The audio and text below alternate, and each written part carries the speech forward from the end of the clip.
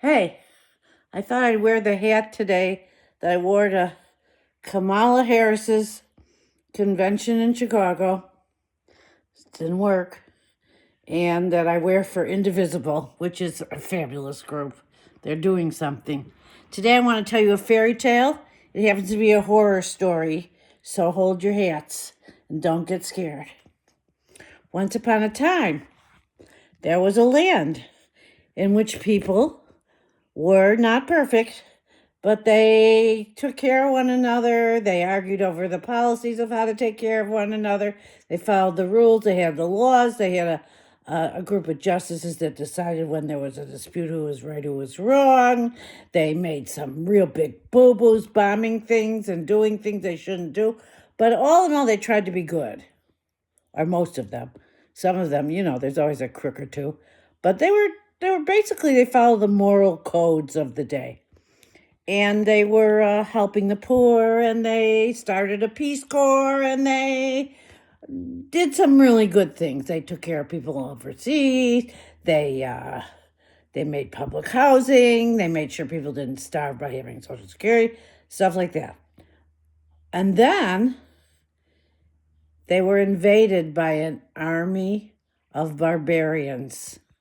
These barbarians had no moral values. They did whatever they wanted, and they really thought that was fine. It was the more for me, the better. And so these barbarians took over every corner of this land of wonder and became the justices and became the legislators and became the rulers and became the vice rulers and became the body of deliberation. And all of a sudden, it was a horror story in their country because they didn't care. They were invaders and barbarians. They were crude. They were building honorable things for themselves. They were making money hand over fist, putting their faces on things, just riding roughshod.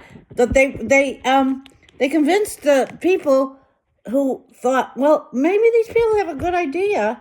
They convinced them that everything that the other group had done was terrible. They said those people robbed you. They did terrible things.